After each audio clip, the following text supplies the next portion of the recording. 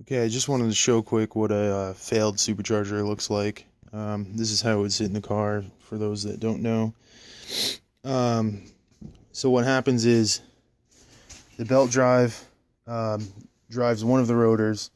The gear inside the front of the box drives the other rotor to produce the boost, and then in the back there is another gearbox with a PTO that runs off the power from essentially the belt to drive the water pump. Now what happens on the inside, as you'll see on this one, I open this up, there's supposed to be a small amount of gear oil in here, but so this is the drive gear that drives the PTO.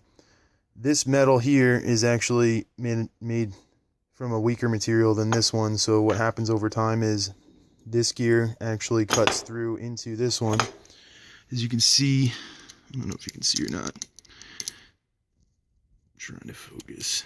As you can see here, and it starts to slip, and eventually it'll cut completely through to the point where the water pump will actually fail. It won't spin at all, and you will overheat your Mini. So just a heads up, if you start hearing a crazy high-pitched rattling noise, it's most likely the start of the PTO gear failing. Alright, happy motoring.